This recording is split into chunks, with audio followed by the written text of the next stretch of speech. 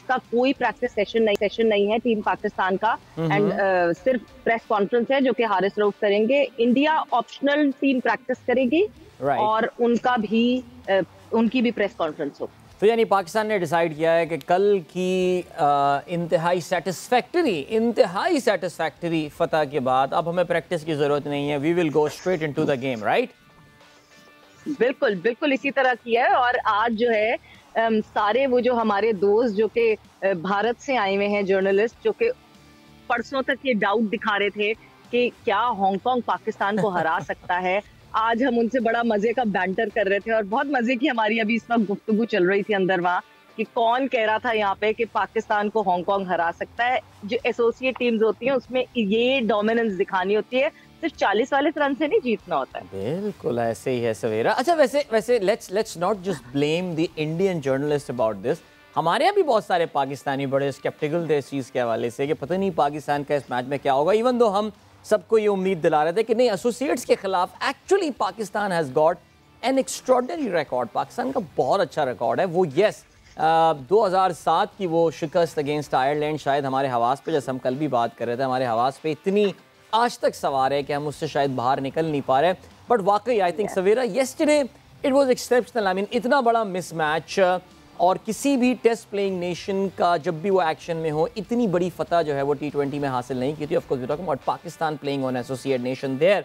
यानी काफ़ी बड़ा मिसमैच हो गया सवेरा and nobody was expecting 38 I think was 38 और 39 जिसमें हांगकांग की पूरी टीम आउट हुई है।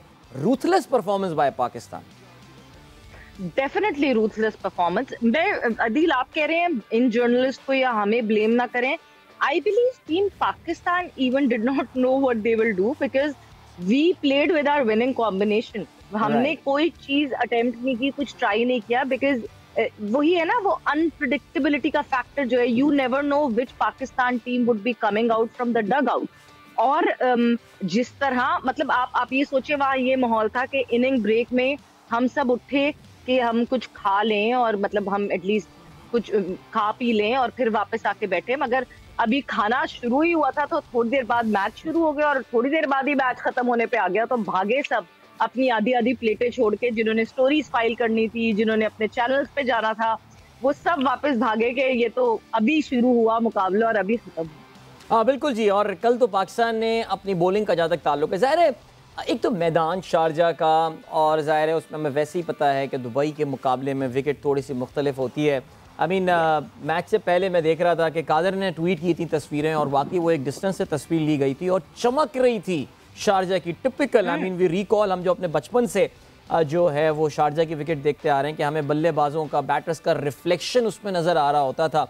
कल वैसे ही ट्रैक था और ये विकेट देख के I mean I think Pakistan ने भी कल ज़रा अपनी बॉलिंग में भी थोड़ी सी क्रिएटिविटी लाने की कोशिश की। आई मीन कल इफ्तिखार को भी जो है वो बाबर ने पता नहीं काफ़ी बड़े दिल का मुजाहरा किया और उनसे बैट बॉलिंग करवा ली कल। बिल्कुल, मतलब ये कि मुझे तो कभी कभार लगता है कि बाबर शायद भूल जाते हैं कि उनके पास और बॉलिंग ऑप्शंस हैं। मतलब खुशदिल बॉलिंग कर सकते हैं, इफ्तिखार बॉलिंग कर सकते हैं, कहीं फंस जाए तो बाबर खुद अच्छी खासी बॉलिंग कर लेते हैं। मगर कभी कभार मुझे लगता है कि वो पता नहीं वो नहीं इस चीज का एडवांटेज उठाते, क्योंकि जब एक अच्छी पार्टनरशिप लगती है और आपके रेगुलर बॉलर्स नहीं वो पार्टनरशिप तोड़ पा रहे होते, so why not just try a part timer. Right, absolutely. शायद मेरे ख्याल से जो टीम स्ट्रैटेजी बनी हुई होती है वो काफ़ी बाबर इससे जो है वो डिविएट नहीं करना चाहते।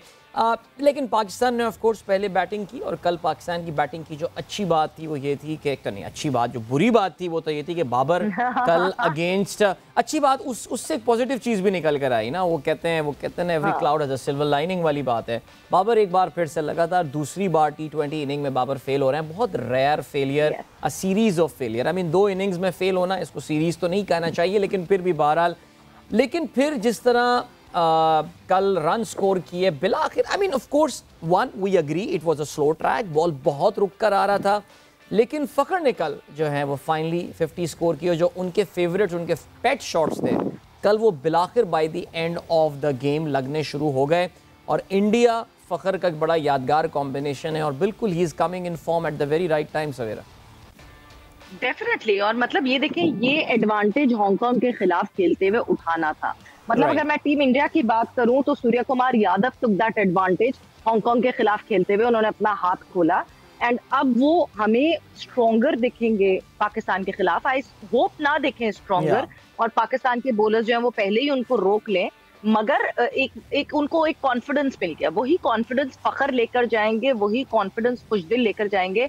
But Adeel, point of concern अभी भी है हमारी बैटिंग में। इट्स नॉट दैट कि बाबर आउट हो रहे हैं, बाबर बहुत रेगुलरिटी में रन्स करते हुए आ रहे हैं, एक दो इनिंग अगर वो नहीं रन्स कर रहे तो there is no big deal. मगर हम जो स्लो खेल रहे हैं, I know the wicket was not that easy, रुक कर आ रही थी बॉल, मगर हम जो स्लो खेल रहे हैं, हमें ये जो मार्जिन्स हैं, ये जो मौके हैं, ये बड़ी टीम्स के खिलाफ नहीं मिलेंगे।